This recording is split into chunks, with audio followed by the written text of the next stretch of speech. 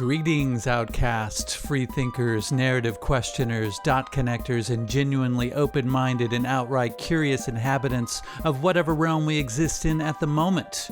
You are about to embark on another free first-hour episode of The Melt. If you find yourself wanting to dig deeper and have the desire to join the conversation during our monthly Melt meetups, you might want to consider becoming a monthly subscriber. For as little as 3 lousy Babylon hokey-pokey tokens per month, you can have access to full-length, early, and exclusive episodes. Just visit patreon.com/themeltpodcast or click the link in the episode notes to set the process in motion. It's simple, painless, and very well might make you feel tingly inside. So without further ado, please enjoy the show!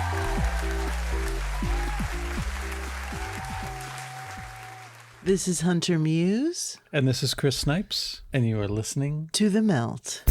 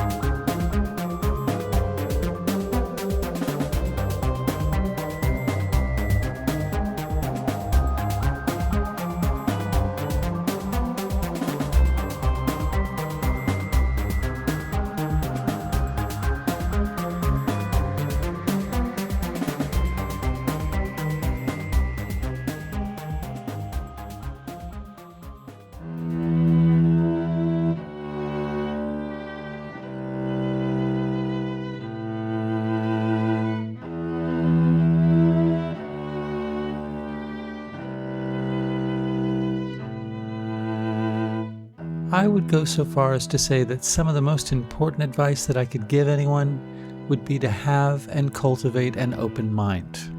That is, if you want to continue to grow and expand and improve your quality of life. At least when one has an open mind, all of these things are a potential outcome. With a closed mind, nothing occurs.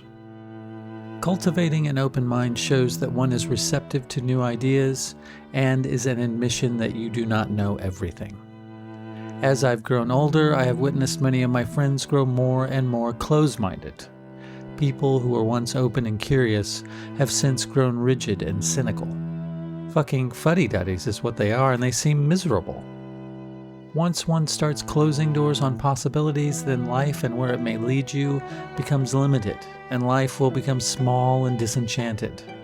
Many mistake this as an observation on life as it is, when in reality it is a perception of life as viewed through the filters that one has voluntarily taken on as a defense mechanism, or because they have become lazy and attached to the idea of being perpetually discontent. And this, my friends, is how to construct a labyrinth of dead ends. I can't help but to think that these thought patterns are somehow a derivative of scientific materialism in the sense that it encourages people to be dependent on needing proof of any given concept before deeming it legitimate enough to ponder. As you can imagine, this leaves a lot of things off the table and confines what can be pondered to a mere sliver of the vastness of existence. The sliver is where many people eke out their sullen lives thinking that what they see is what they get. Today's guest, Emily Moyer, is a nutrition consultant, life coach, storyteller, prolific podcaster, dot connector, and mind expander extraordinaire. She joins us today to chat about her origins and much, much more. I start off the conversation by asking Emily what set the stage for the life that she has led up until this point. I mean, I think there's like the obvious answer that, like I could tell you the story of sort of when I started to wake up, and I'll do that a little bit. And, I was always a suspicious person, right? Since I was little, in that, like, I always felt like my parents were plotting something behind my back and not telling me about it to a certain extent. Like there was what you thought was going on, and then there was what's really going on, and they weren't usually the same. So I would often pretend that I was sleeping, like I would have gone to bed, and then I would like sneak back down on the stairs and like listen to the conversations that they were having. Yeah. And I think sometimes I was hearing things the children shouldn't hear, but other times I was just hearing a conversation they were having on the phone with someone and misperceiving because I didn't actually know who they were talking about. So I'm not indicting my parents as guilty for lying to me about everything, right? But I always had that. I was always a little bit suspicious, right? So I think that potential for conspiratorial thinking or, just questioning everything was always there. Mm-hmm. And then I had a very difficult year in 2005. But it was I had gone back to school. I was already like maybe dusting on, like touching gently, dipping toes into, not even like with an awareness about it, really, conspiratorial thinking or paranoid thinking, right? Like as some people like to refer to it. Yeah. But I think more as just like a novelty, like, oh, this is funny, or this is weird, or this is interesting, but not like searching for what was wrong with the world kind of thing, right? And then in 2005, I had moved back to Los Angeles, like in early 2005, I think. Yeah. From New York. I had my whole life wanted to live in New York. Like most little girls grow up, they like want to get married, have babies. I just want to live in New York. And I went there, and it was really mostly a miserable experience. And I had been sort of in and out of what I would call like recreational with like maybe periods of time of more than recreational drug use for a lot of my adult life. But when New York really started to not work out for me, I think I started into the drugs from a different mindset or a different psychological state than some of the other times during the last few months I was living there. And then I left there kind of defeated and went home to Los Angeles and continued using drugs and decided I would go back to school because I didn't really know what else to do. And I took this class called The Sociology of Drug Use. And I didn't really know what it was going to be about. I thought it was going to be like about the sort of what goes on at the social level amongst groups of people that use drugs. And it wasn't that there was none of that. But what it really more was sort of a history of the way drug prohibition had been woven into our politics and our like propaganda and social understanding of what people are like what. And it was an experimental class. This was the first time it was ever being taught, and I think it was never taught again. And it was definitely it was a really interesting course. Like I think these kinds of courses have been pretty much rinsed out of academia at this point, other than maybe in like grad school or at your sort of Ivy League or, in club kind of schools where the people are allowed to tickle their brains with that kind of information because, they're part of the op. And so them knowing that isn't dangerous to any kind of power. Sure. Right. And so I took this course and a couple of things, the whole course was interesting. Some more than others, but there was two things that really grabbed my attention in a way that it's still grabbed. I still do not feel satisfied with the answers or that we yet know what these things really mean.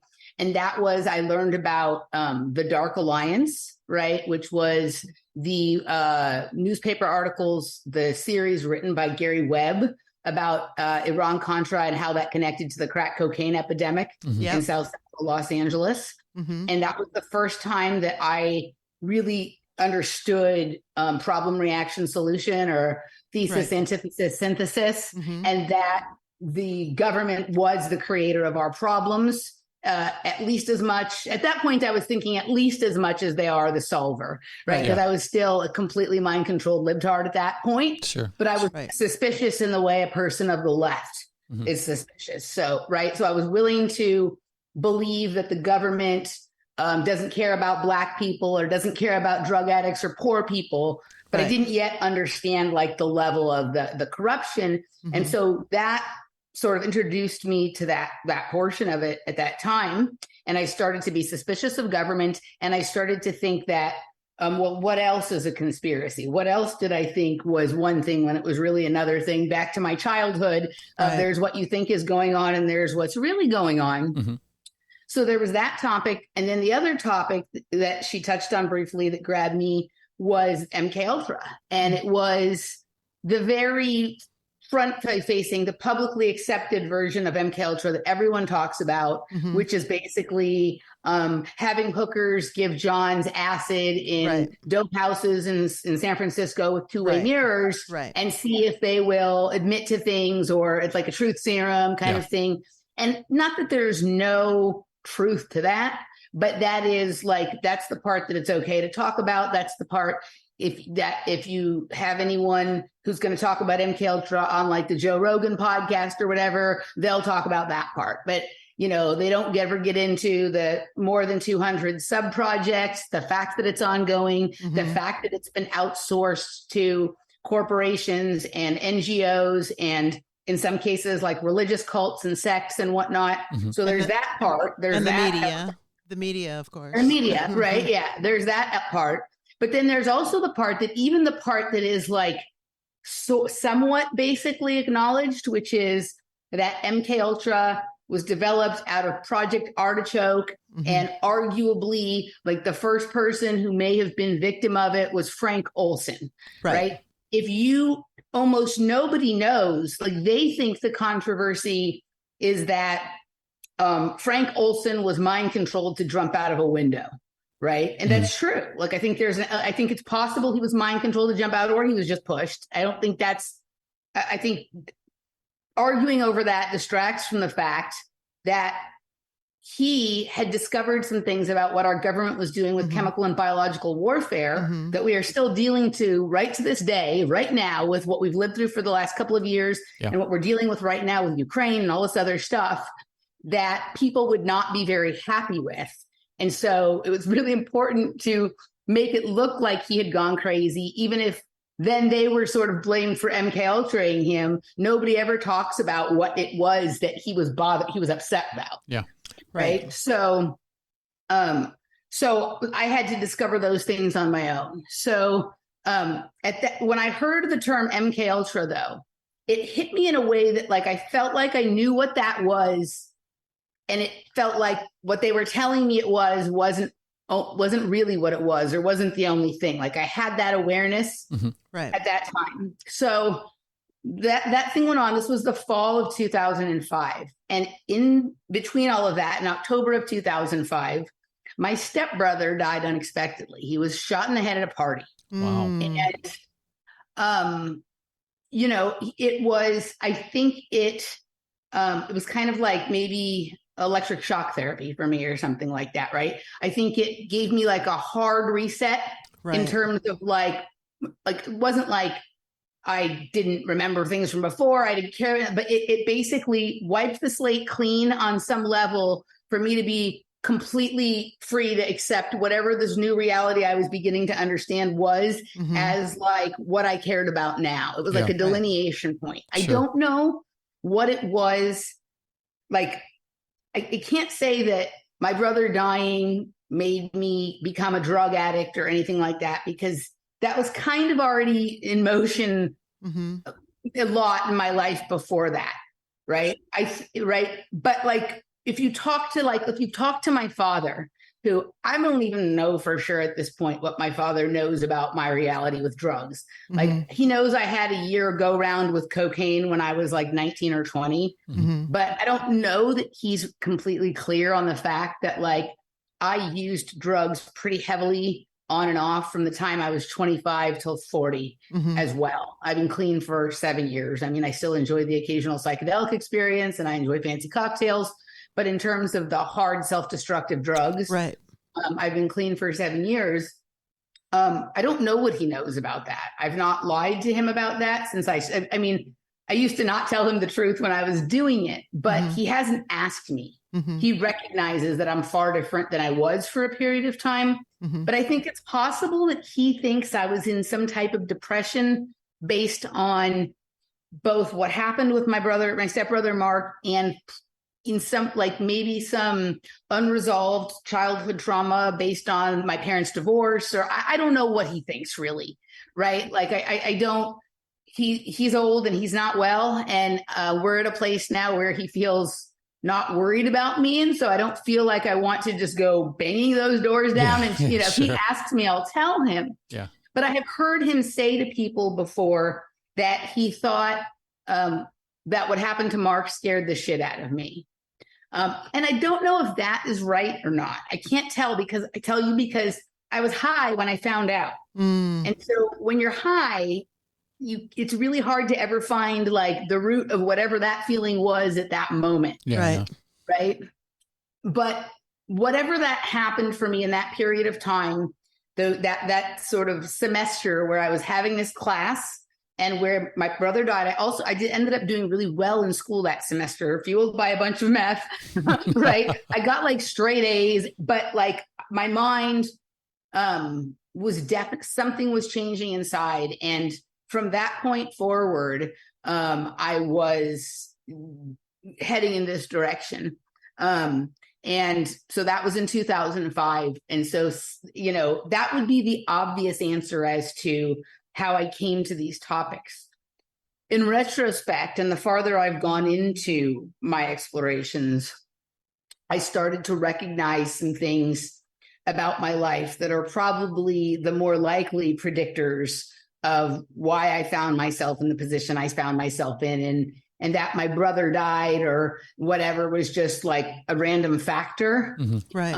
And that I had a pretty unusual childhood, a pretty unusual mind, and a very unusual family and place that I grew up. And just I don't know if it was by design or by coincidence or synchronicity or whatever, the places I found myself, the people I found myself with, the things I either experienced or for some reason thought I experienced, which if I didn't actually experience them and these things happened and I seem to know about it, what on earth does that mean? Right. And the further I go into things, I mean, I'm having an ever evolving opinion on not only what's going on in the world, but like who I am, what my experiences mean. These certain topics come up over and over and over again. And every time they come up, you know, whether it's on an every few year cycle or whatever, I seem to have developed a new interest or a new skill or a new sort of analytical tool that helps me understand them a bit better than I did the time before when something like that came up.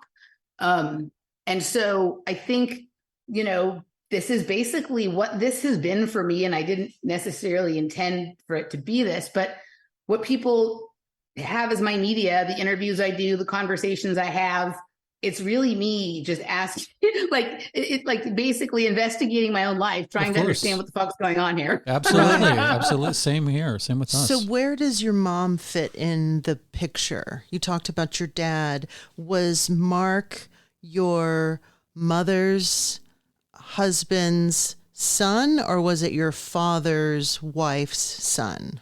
It was my father's second wife's youngest son. Okay. And he was an interesting kid on some levels. And the things that were interesting about him, I probably didn't understand at the time, were interesting about him. So he died when he was 21.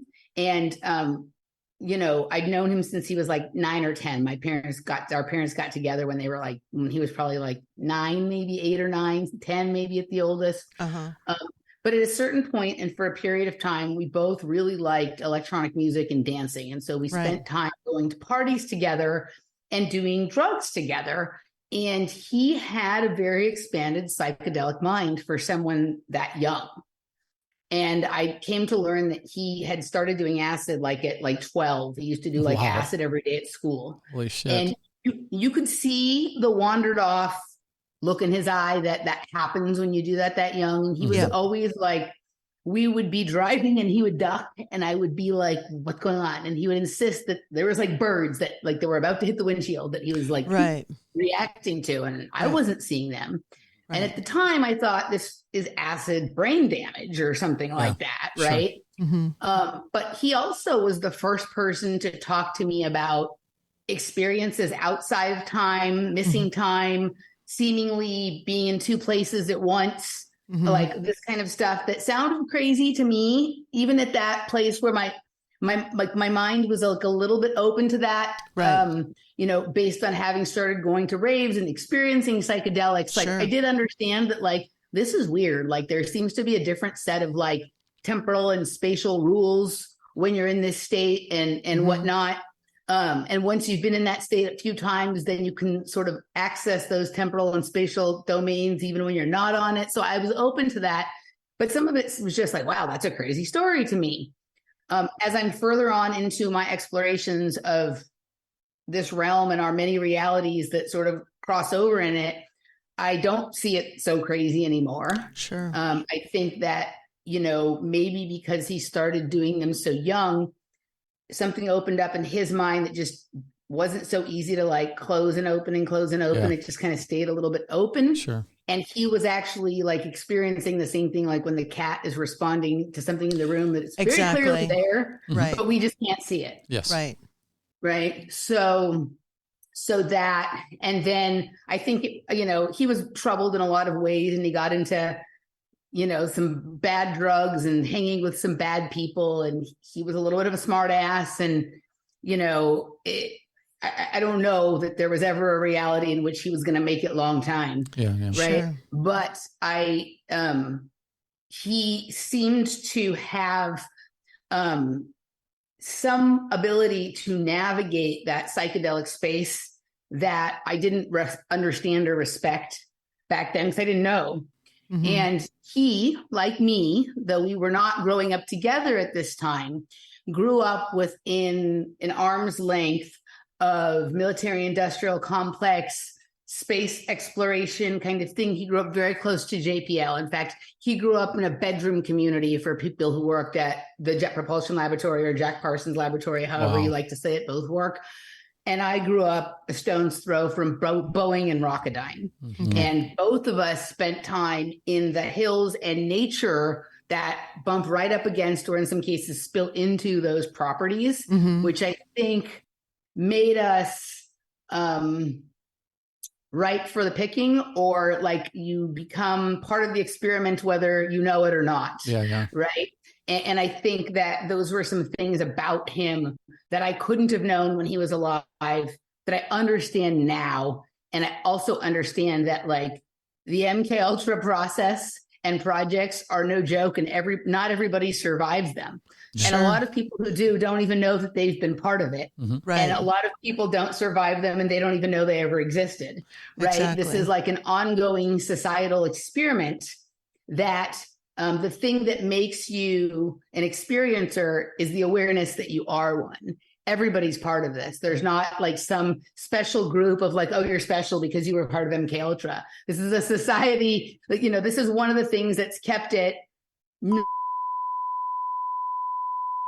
And that's the last we ever heard from Emily. Just kidding. The internet went out for some reason. Anyway, here's Hunter to keep things going. So one thing you said that I wanted to touch on was that when we're in geographic locations that are near nefarious things that are happening, I think it's the potential could be, especially when we're children, that we are so porous that we're picking up on energy, even if we're not directly involved in that energy. And Correct. So it's possible that you and your brother both were picking up on energy from these dark forces that were involved on the land and in this property. So I just wanted to bring that up because we are all part of this experiment very clearly. The propaganda machine, we are all subjected to that. And I think that there's direct connections, and then there's this overall connection that we have. So what do you think about that? Do you think that you had direct experiences, or do you think that you were maybe perceiving things that were going on? So interesting that you say this, because this is something I spend a lot of time thinking about. And I'm going to say that I think in my case, it's some of each, right? Partially, partially because I can't speak for my brother's experience because he and I never talked about that. I just know where he grew up and know that it's geographically similarly located to the kind of area that I grew up, which might explain some things. But I did go for several years to a summer camp on that land, and there were very unusual things going on at the summer camp, and lots of unusual things have gone on that land throughout the years with a variety of different groups of people. And the place I'm at now is, because you said something interesting, and you said nefarious things going on. And when I was little, I thought that was just a place where that was just the nature that was near my house. And I just went there to play, and summer camp was mostly great and fun, even though I had a few weird experiences I couldn't make sense of and whatnot, that some of the experiences or memories or thoughts or ideas or feelings, because it could be any one of those things. And children are very good at grouping a thing that actually happened with a thought or an idea they had at the same time that was happening, or somewhere close in time to it. And then that becomes the event. So I can't say for certain anything. I'm not making any factual claims about very, very specific weird events that happened to me. I am saying I had a collection of unusual experiences in this location, and I began talking about them. And it almost seems like the more I talk about them, the more evidence shows up to confirm the story that I'm telling, that I said when I was telling it. I might be making this up, but if I'm making it up, why is there evidence for it? Right. So I don't know. I don't even understand the direction reality works at in this point. I think it's entirely possible that if a person tells a story in a compelling enough way, reality will backfill it the way a picture renders on the screen once it has enough data or something. But I am no longer of the opinion that the underlying thing that is going on at these locations is nefarious in nature. I am of the opinion that there is something going on that is part of how this realm, this earth, this simulation, whatever somebody thinks it is, and I think it's maybe all of these things at different layers, but there's this thing that is the scaffolding that all of that is riding on, is something that is a creation that exists, and that the nefariousness comes with who discovers how it works first, and then their intent to let people believe that they were the creators of this, they were the controllers of this. So for me, what I think is in these locations, because why are they building airplanes and rockets in underneath mountains and in far up in the hills where it's hard to get trucks there? Why aren't they building them in a warehouse in an industrial part of town? Right. I'm of the opinion that what we're dealing with in these locations are particle accelerators, and that we have a pretty wrong understanding of where particle accelerators come from and what they actually do. And not that there aren't any modern man-made technological particle accelerators that these companies make, but they're making them because they pre-exist in the earth, and they've been trying to understand them forever. The Indians drew them on their cave paintings. I'm sorry, I don't think Rocketdyne was around 3,000 years ago, but I'm pretty sure there's a Chumash cave painting in Chatsworth that shows what looks to me like a particle accelerator. Right. And so what happens is there's a tremendous energy field there that attracts all kinds of things. Charles Manson, right? Rocketdyne, imaginative little kids like to go crawling around back there in the tunnels and they think they see ghosts or they really see ghosts or alien, whatever, any of these, wherever there's like there, in fact, one of the streets that's like closest to sort of where all the action is in Chatsworth that I talk about is literally named Schumann. Right? Like it's entirely possible that that's a location where what we think of as the Schumann resonance resonates from, right? Or a location where you can access something that is creating that vibration. Mm-hmm.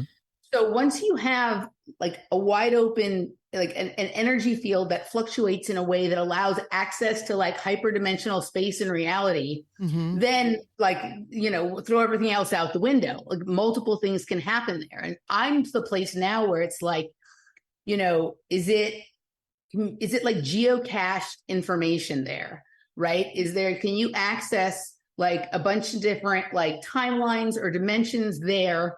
And so when I'm there, like nothing is really happening to me in this world, to this physical body, but like I'm sensing, feeling, seeing, thinking, hearing, or in some way, some simulated way experiencing, just like when you go into, you know, like a IMAX movie theater, or if you put on a VR headset, right? Am I experiencing some other thing that is happening at a different vibrational level in that space? And kids could be are much more wide open to that. And people who are just sensitive in nature, maybe it has to do with people who have certain skills or talents or certain genetics or whatever. And the way they experience it might be different than the way you could go there with me. And I could say that I see this, that, and the other thing. And you can be like, well, this place is weird to me too, but I see this. Yeah. And it doesn't necessarily have to be that one of us is right or wrong. Yeah, and if you spend enough time in a location, you can have a variety of strange experiences that are all essentially caused by the same thing. Right. Now, I think that it does the power system a tremendous amount of benefit to have everybody thinking that they have these technologies that they created, that they control, mm-hmm. that they're doing whatever they're doing with, whether it be inflicting things on us or exploring other things. And I think like what it really is that they know more about them than we do. They have figured out how to piggyback other technologies on top of them, right? If you know that you can't control when the particle accelerator starts up. Like, why do they turn CERN on and off? They have no control over that. They have just figured out when it's going to turn on. Mm-hmm. And then they say, we're about to crank it back up. Yeah. Blah, blah, blah. Right. Right. So they have figured out its cycles and they know when we have this frequency going on, that's a good time to do these things. Right. And they know more about that than we do. And so for most people, like if they say they created it, then we're going to believe them, because we don't know anything about it. Exactly. And they have benefited in a million ways from secret, like keeping that information secret. And I think that is what a large part of secret societies are actually keeping secret, is how this world works in relationship to frequency and vibration generated by that which creates nature. And that are these particle accelerators. And I thank my friends at Angelic Particle Matrix Research for helping me to understand what particle accelerators can really do. So yeah, I would love to have them on the show. Definitely. If you could point me in that direction, that would be fantastic. All of that made me think of Dark. I don't know if that came up for you, but there's a series on Netflix called Dark. It's a German series. Yes. Are you familiar with it? We did start to watch a little bit of it. It's challenging because I have a hard time staying awake as it is watching stuff. I don't know what it is, but I sit down and watch something and I'm gone, and But I grokked the overall idea that was behind it, and I've certainly looked at a lot of the graphics, which sometimes I can just like. Have you heard about people who can like touch their hand on a book and then they don't have to read it? I can kind of look at something, get a snapshot, and get a good overall feeling of like what's going on there. And yes. So children involved. There's a nuclear power plant happening in this town. There's a tunnel that the kids inadvertently discovered, but it was a time travel. There was a place to time travel, and they went 33 years in the future, or they could jump in intervals, set intervals. They didn't get to control the interval, but I think maybe later on in the second or third season, they did learn how to master that. But 33 years in the past as well. In the past as well, yeah. Oh, and it's just amazing. It just gets more multi-layered and multifaceted. But again, yeah, this hub where these, well, in this case, it's a nuclear power plant, and the children and their curiosity all sort of coalesce in this place, and all of this intense shit happens.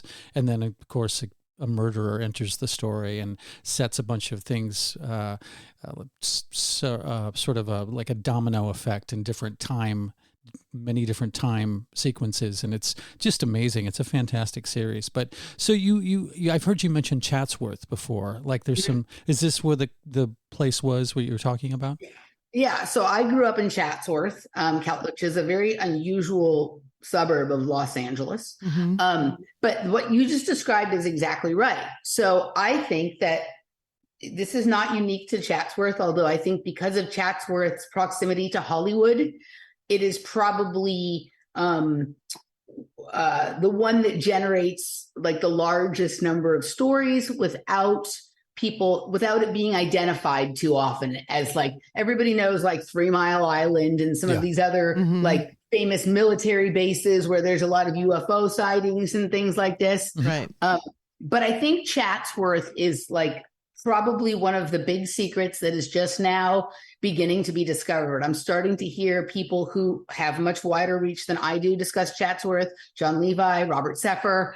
I don't know if they have any awareness of the things that I've said about Chatsworth, but it's not just me. Andrew Bashago, who thinks he went to Mars, grew up in the same neighborhood as I did. Ayn Rand used to live in Chatsworth. The actor Val Kilmer, who has now had his voice taken from him, grew up spending time in this.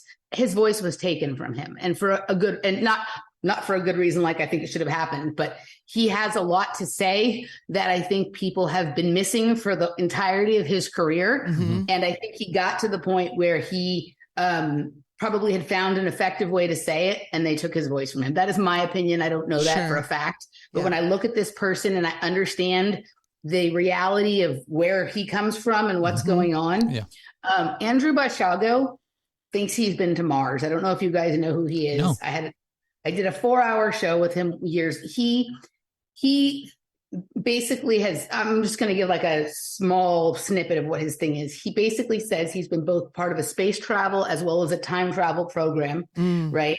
And that some of his stories involve going to Mars, and other stories involve like time travel presidential selection involving like Barack Obama. And some of the stuff almost sounds crazy, except for there is this weird thing that occurs in this level of mind control where there is this proximity to people that are famous. And it's, I don't completely understand it yet, but it's definitely all over my reality.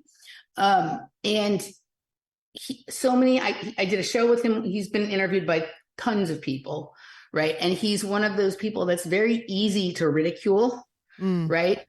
But he's not lying. I think he's just misunderstanding what happened to him. Sure. So I see the experiences of my childhood being what we're talking about here. Yeah. Maybe I'm uniquely open and sensitive and grok more from these locations than other people do. Or maybe I was part of a mind control program that went on in that location with kids who went to the summer camp. And I have some other, I was in Hollywood. I was also a high level gymnast. And these are all areas that are being mined for that kind of stuff. And so I had a weird comment, just also some weird family stuff that we can get into if you want. But many of the experiences are the same. In fact, he named locations that were also locations where I had weird things happen that he would have no way of knowing that unless it happened to him as well. Like there's this one mysterious roller skating rink that we're both still looking for in Chatsworth, right? Interesting. But he thinks he's really been to space. And I think like I was in a sensory deprivation tank with lots of lights and sounds and whatever. And my mind was doing visuals like you do when you're on mushrooms. And it looks like space. Right? Like I don't think I've been to Mars. Like I'm not even convinced yet that Mars actually exists as anything other than like an energy, an idea, and sort of like an archetype. Right. Sure. So I think, but he's a little older than me, right? Like you have a different understanding. He's like 10 or 15 years older than me. And his like touch with what has to be real in order for his life to make sense is like different than the things that I require in order to not lose my mind. Yes, right? Exactly. And I've learned from him. I've learned from listening to other people's stuff and like been able to analyze it and go, okay, this makes sense. This makes sense. This makes sense. This is where it starts to break down. Like, what else could be going on? And I'm not so attached to any particular interpretation of my memories or feelings or experiences that I'm unwilling to explore others. Right. And just some people just are. They're just not as sort of like, don't have that level of emotional or psychological or memorial dexterity. Yes. Right. Right. So, and it's not like that doesn't make them bad or wrong. I think he gave a lot of information that looked at from the other side of the room confirms things. Well, when you were speaking earlier, I was thinking the first thing that came to my mind was the Getty Museum. And then I started to think about the tunnels that go from Los Angeles to the ocean.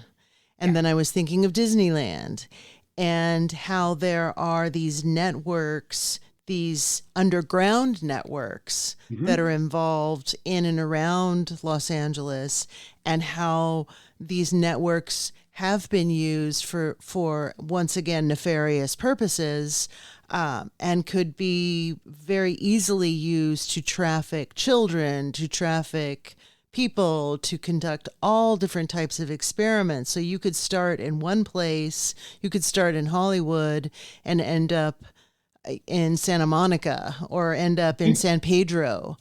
I know the Chatsworth area quite well. I worked in Calabasas. I spent a lot of time in Malibu. So I know that area, and it is very highly charged energetically.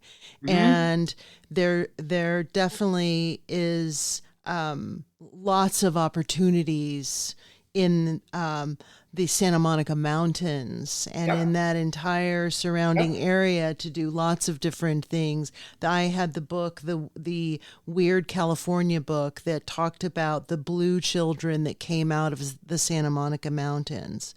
So I think that there are definitely things that corroborate what you're saying. It's a matter of being so clear about it and being able to communicate it that I think separates people, because it does sound nuts to the average person if they've never been to California, or they don't know that area, or they don't know the geography of Topanga Canyon, for example. I know that with Manson, many of the children, and this is one of these things that a lot of people don't talk about, but many of the children that were in the Manson family were adopted out into families in that area. So, you're taking children who were experimented on and then kind of setting them out into the world. In the wild. Who knows what happened with these kids and who was really following up in the foster care system or in the adoption system, which again, these are shady organizations that are involved in all types of child trafficking.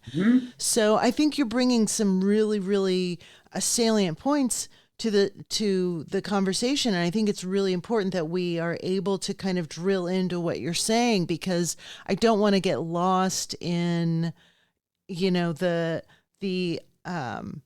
it's easy to get kind of caught up in the National Enquirer versions of these stories, and your story is so personal, and I think it's really important to see kind of where you've come from and where you've arrived with this stuff. So in your estimation, what you're talking about is something that's a very physical experience, that you feel like you were in some type of a deprivation tank. That's another thing that's being used in travel and in mind control. And how do you think that happened? Do you think that happened through the camp experience, or do you think it happened outside of the context of that?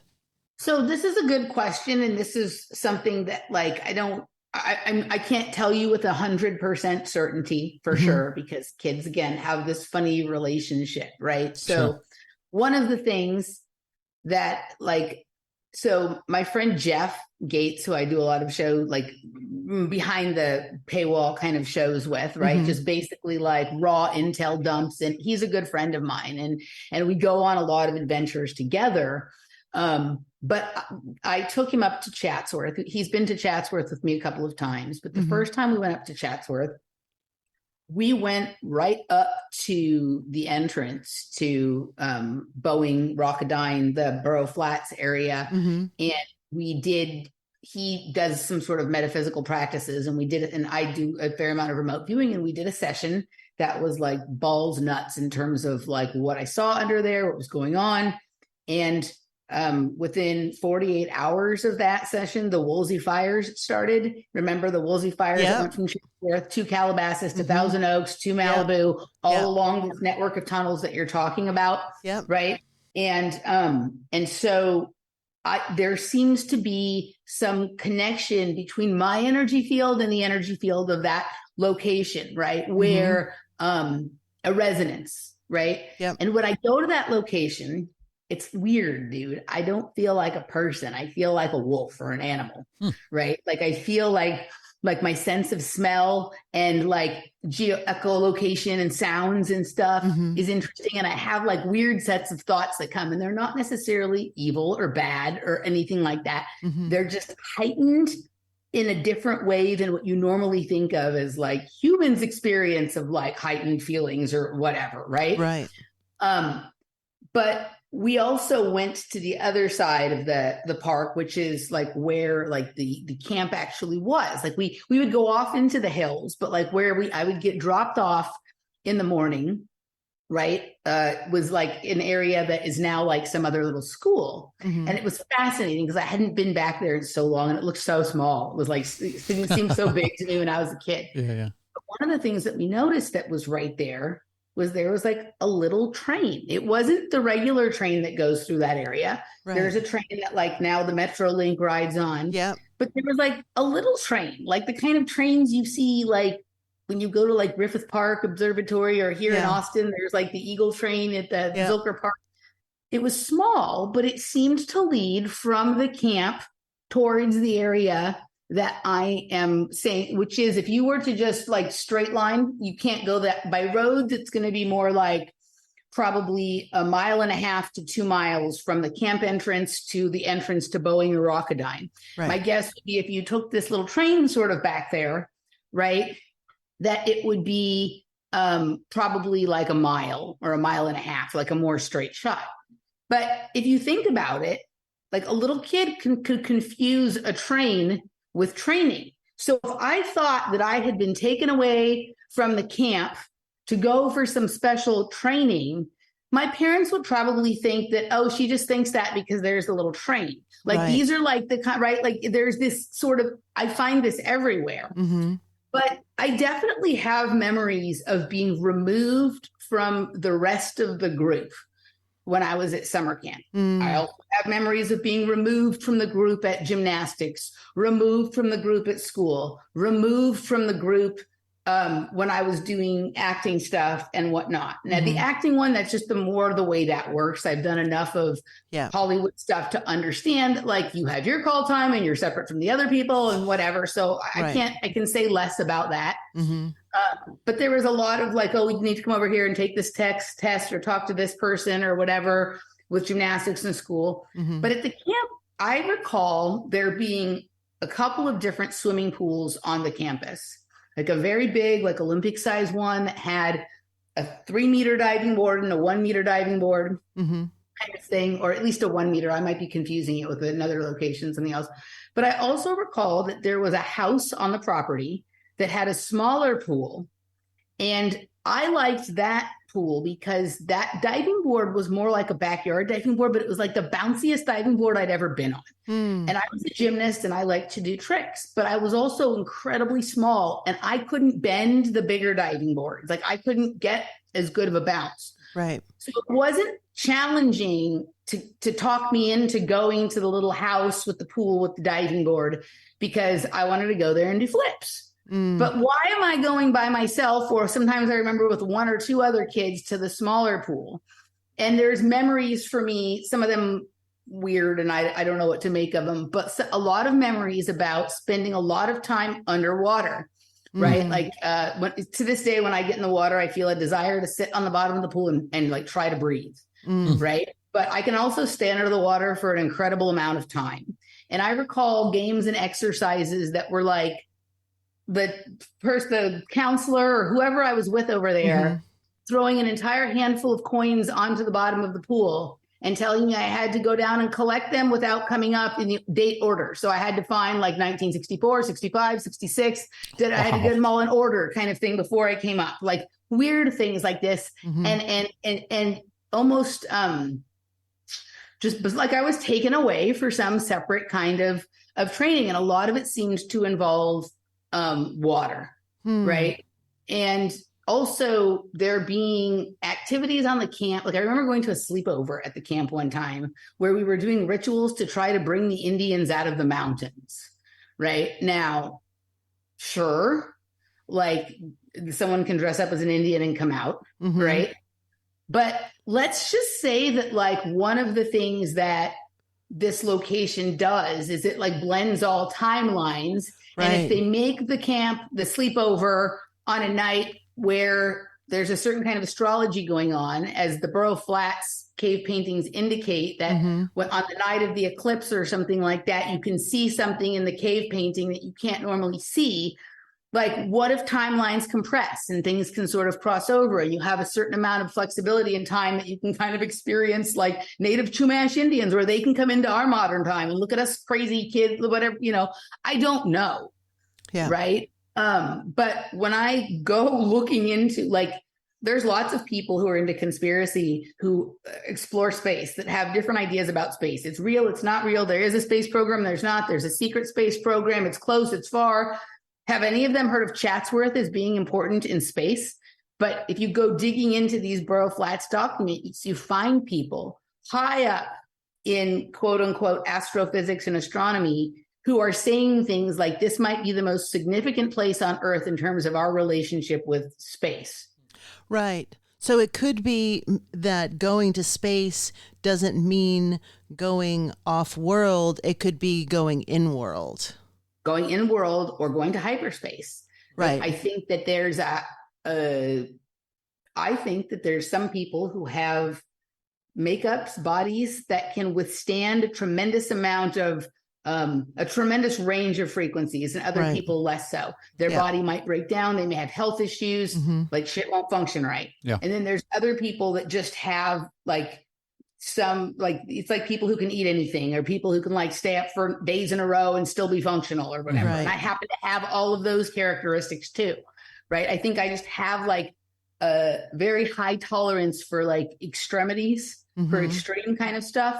And so I think that like, when you have a summer camp, when you have hundreds of kids and there's there's a school there during the school year as well, kind of thing.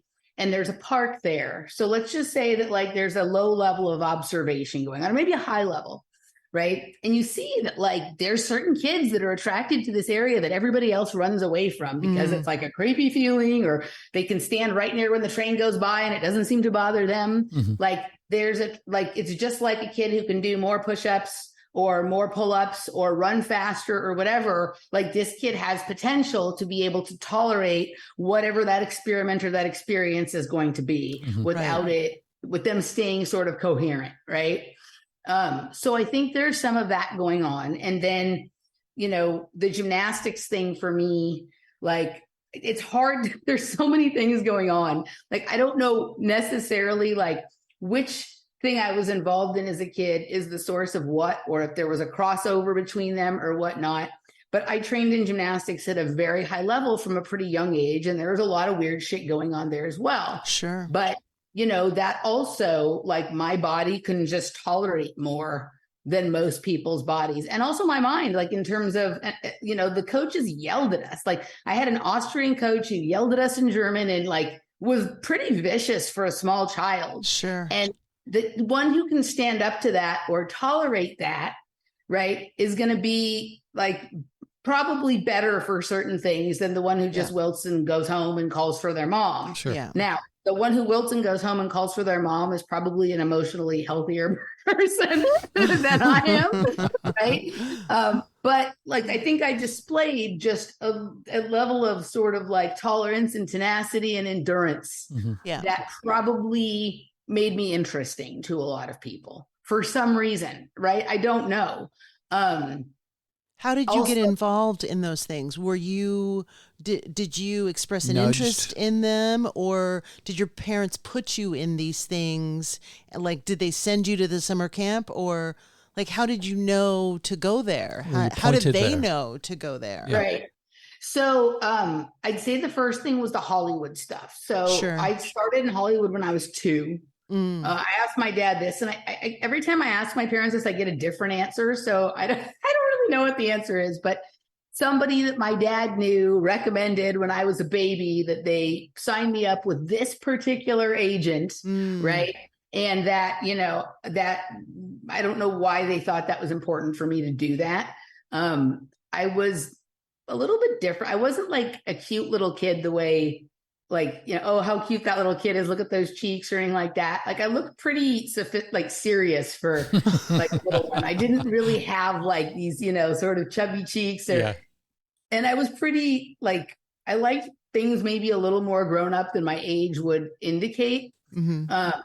So they started that, and I did the Hollywood stuff really from the time I was like 2 until I was like 7 or 8. And then I was just really more interested in gymnastics, and I still occasionally did stuff, especially if there was a call for something that involved gymnastics, like some kind of stunt doubling, or they needed someone to go on like Good Morning America and do like a gymnastics routine, or they used to write that kind of stuff. Yeah.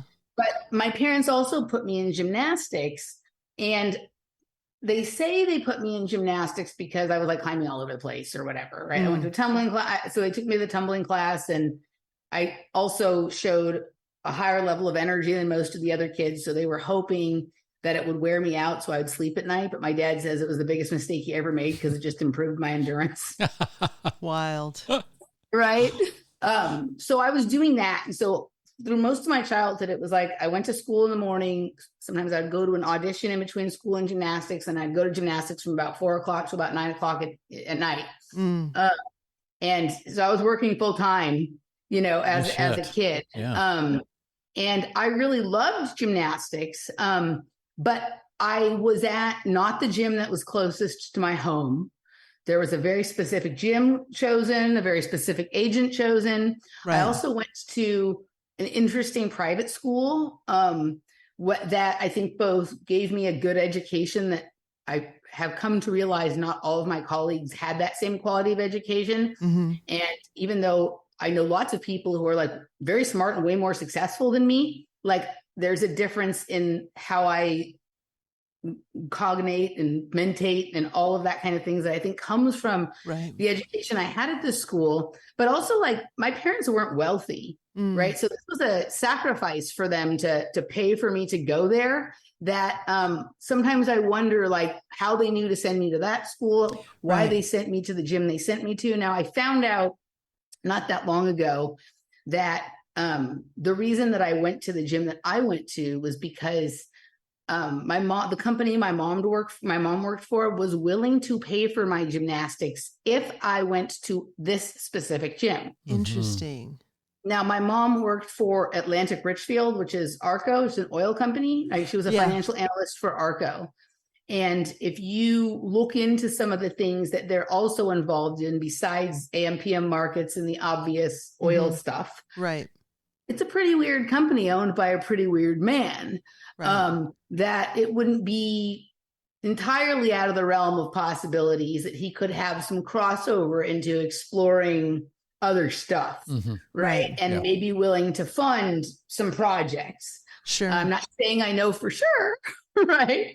But so I don't really know what thing was what thing I was doing was the genesis of what weird experience or where it was that it crossed over. And sometimes I also just ask myself, do I have like a really active imagination? But if it is a really active imagination, how is it that like, since I've been expressing it, people are coming to me with proof and evidence and all of this stuff of the thing that I said that wasn't known or wasn't aware of, Right. and matches some other weird experiences. I don't know. Like, I don't know if we're in a simulation and I'm just like creating a badass character and enough people have listened to me talk about it that like, that's the film that's showing right now. I don't Right. know. Or if like we're all collectively delusional and people who are listening to me, or I don't know. And I almost don't care because I'm very intrigued and amused with this experience at this point. For sure. Much more than I am bothered by or scared of it. Like, I don't like the idea of things being done to people outside of their consent or their awareness or their willingness or anything like that. I don't like that. Right. But this shit ain't boring. Right. This is interesting. I'm having a very interesting life. Starting with a laugh. That's always a good way to start our after bubble. You know what that reminded me of? Being able to have a conversation with Terrence McKenna.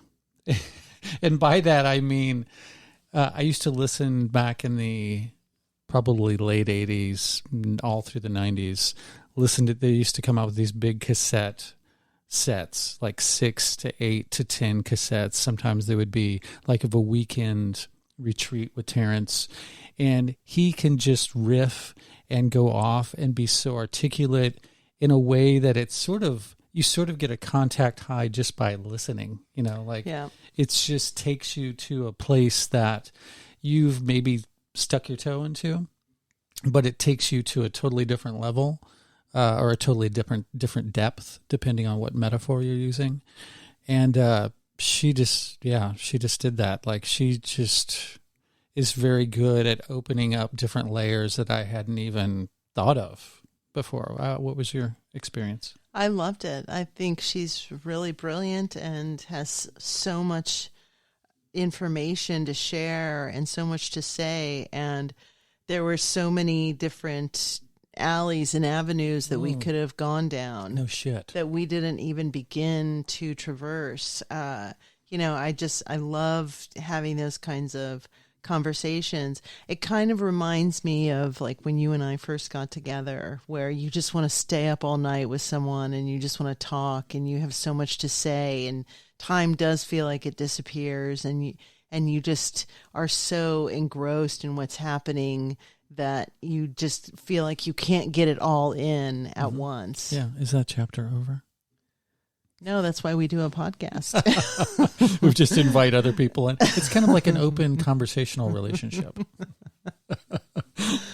Yeah. Yeah. Sure. Cool. Yeah, yes, it's good. It was There's fantastic. many, many different layers of this onion, and it's just so brilliant to be able to talk to someone who speaks our language and For understands. Sure. It really puts into focus how different minds work. I feel like so much of the way that I navigate thoughts and ideas and stuff like that is it's not like I sit and I articulate it in my mind and just explore it in that way. I usually explore it in a much more kind of a non-verbalistic, I won't say emotionally based way, but more visual, like I explore visually in my mind. But it seems like from talking with Emily that she must have inner dialogues and explore this stuff to the nth degree. And maybe it's because she constantly is having some sort of a conversation with tons of different people. So all these things are always on the surface, but I feel like I skip around. My mind is much more. It's like an Irish setter in a wood full of squirrels. Like I feel like I'm just darting hither and thither, and it feels like she's really taken the time to drill into these concepts. Like I said, that I feel like I've just went, yeah, wouldn't that be interesting? And then I go to the next thing and go, oh yeah, wouldn't that be interesting? But it seems like she's really taken the time to just fucking unpack and dig super deep into these things. Well, none of it is like A plus B plus C plus D. For sure. It doesn't. It all is so interrelated and so intrinsically involved that it's easy to have this short attention span, because you can see something and it leads you down a specific path and you're like, wow, that's really interesting. And then you see something else and it's like, oh, look, something's shiny. And you kind of focus on that for a moment.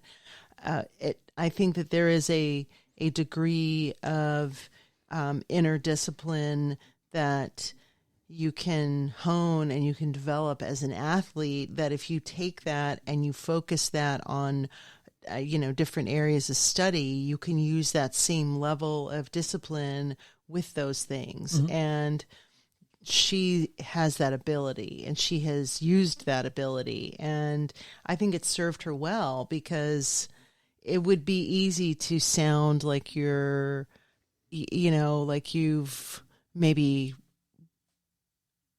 gone off the deep end by saying all these things, but when you say them in the way that she's saying it makes sense. It's like, Total okay, sense. no, this makes sense. This part is connected with this, and it's connected with.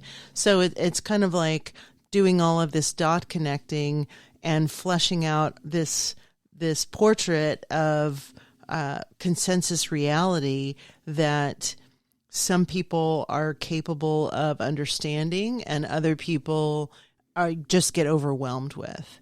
And I think she is not overwhelmed by the things that she's experienced. She's able to dissect them and understand how they're all interrelated. Yeah, I would be one of the people that she would trip with that would just be going, like I'd be too flabbergasted to be able to speak about it, where she's a very good narrator. I could see her when she was describing that as being a very good, like she could narrate it in real time and in words that would actually do justice to the experience. Yeah, I think it depends on, all the stuff that we talked about. It depends on the intent of the person, what you're doing, and the place that you're starting at when you do that thing. And, so there's so many variables that are involved. It's hard to say what one experience is going to be. And you may find yourself in a circumstance where you are able to hone in and articulate and see clearly. So, just be gentle. Be gentle with my man. That's advice taken to heart for sure, because I can get into a loop of self-consciousness. And I think that I was feeling that in this interview, because you guys were doing such a great job at riffing, that I just kind of fell into, whenever it got my chance, then it's like all these words are built up in the funnel, and then they all try to get through at the same time, and they're not very polite about it. So they come out haphazardly, and it ends up not sounding like anything that I'd been thinking of up to that point. Or I get a great idea at one point in the conversation, and then like 60 different topics happen on top of that, and it's just like I lose it.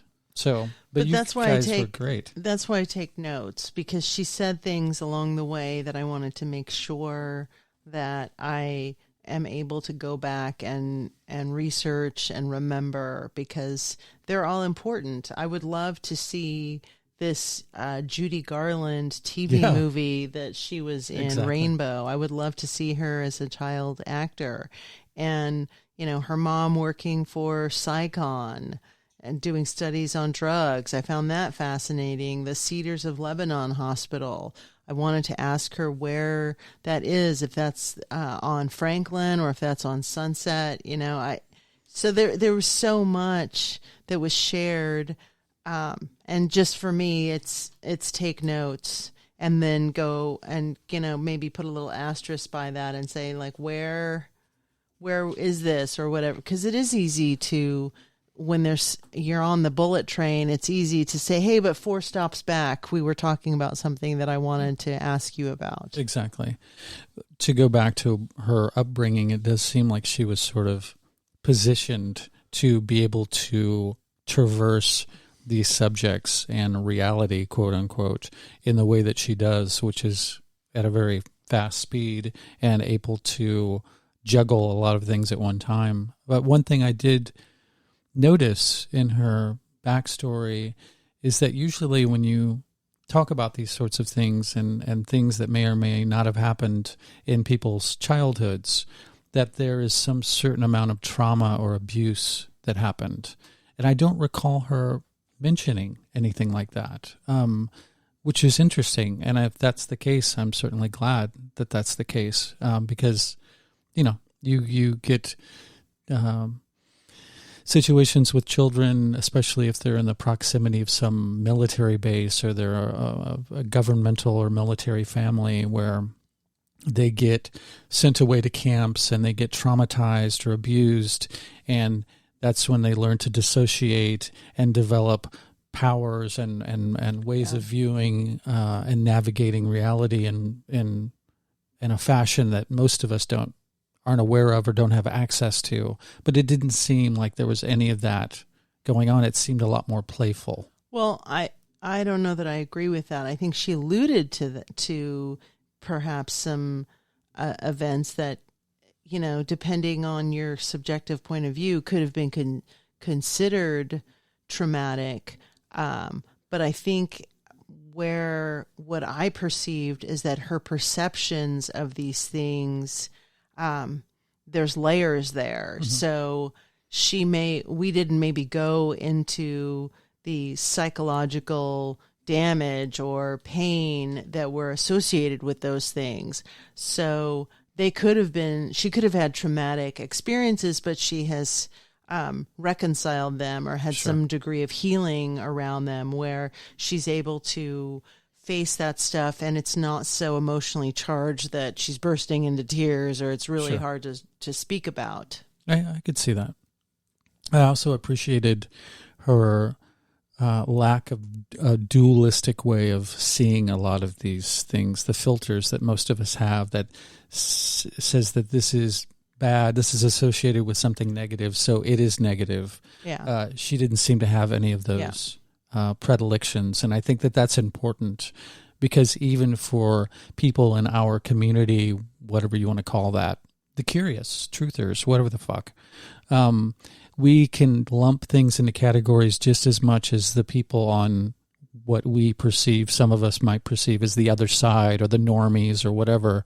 We're just as susceptible to oversimplifying and categorizing things as they are. Well, it's fear porn. And again, where that is, what that's feeding is potentially negative forces and negative energy. And it's a device that's used to control people. So it's easy to get into this victim space and say, they're going to do this and they're coming after us, and digital IDs and control, and and get into these very scary realities and these scary mindsets, because there's an agenda there, which is to victimize and make people feel like they're victims. And so, anyone who's in the what I like to call conspiracy curious space, anyone that's in that space that's feeding into that is just as vulnerable or just as susceptible as someone who is, buying the narrative and going out and getting 60 jabs. It's like they're just as victim mentality as someone who buys the mainstream agenda. I just love that she's is watching the Graham Hancock thing, because I have as we have talked about, I have my suspicions about anything that's on Netflix and the control mechanisms or the reasons why these things are being put out there and the timing of these things. So it's funny that the thing that she pointed out about that was about time, and definitely the necessity to date things and do it in this very kind of like cerebral way. This is this, and this happened in this time. And I'm going to prove that it didn't happen in this time. Exactly. And who knows if there's absolutely, the funny thing that nobody ever considers is that there's absolutely no way to test if this carbon dating is, I'm assuming that's what they're still doing, how they're measuring all this stuff, dating the rocks that are around these fossils or whatever, is correct. Maybe it doesn't work past a certain point. Like and there's so many cards in the house that if one of them is removed, the whole thing is fucked. So why concentrate on that? Well, and she hasn't even gotten to the episode that we watched where they'd put that fucking tent over it, over this place. And I was talking about that with you and how obnoxious that was. And she's saying, maybe these things are still being used on another dimensional plane or another level. And I was thinking the same thing when I was watching that. I'm like, why the fuck did they put a tent on this where this thing is still potentially being used as a device, and we've decided to put a covering over it. It's like, who are we? It's so egotistical of humans to think that we know what the fuck is going on in these sacred spaces. Well, that's the thing. I mean, I think that's a symptom of a world that is not, or of a mindset that's not perceptive of interconnectivity. Yeah. So you think that they think archaeologists, scientists, whoever did that, constructed the shelter, thinks that it's okay and that's not going to mess with anything because that's not a living thing. This is just some antiquated, primitive structure that really only served to house superstitions. That too. Perhaps, yes. And so they have no connection with that. That's the trouble with most of anthropology and archaeology, is that they're studying these supposedly distant cultures and peoples, and they think that they just didn't know any better, and we know better because we have. Well, they think they're not there anymore. So they think, oh, we can put a covering over this because it's protecting it, and they're not looking at it from like a spiritual perspective or a dimensional perspective and saying, wow, these ancients could still be using this space. We don't need to cover it. We need to allow the sun to come in at these certain degrees because that's what this thing was used for. We just need to not fuck with it. Mm-hmm. And that's what I said when we started watching it. It's like, what's the point here? Why are we fucking with this stuff? Like, what do we really need to know what's in these chambers? Like, who's making these decisions that says we need to drill in there and we need to find out what's going on? Well, why? Yeah. People that don't realize the interconnectivity, which I would think that Graham Hancock would, but perhaps, I mean, he didn't go into that too much. Perhaps it's a non-invasive way that he wanted to do that. I have no idea. But it's also, he got a Netflix special out of it. So it's his thing of legitimizing himself and being on TV. And now they're going to give me tons of money and I get to travel the world and talk. It's like, okay, I get that. I get why you're doing it. But, maybe not from a higher minded perspective. Maybe that's not necessary. Enough of Graham Hancock. Hancock. Oh, thank you. Thank you so much for listening. Hopefully. No, I was thanking you. Oh, for? Just being you, being my life partner and my love, and that's easy. My soulmate and the person that I get to share these amazing conversations with. It's super fun.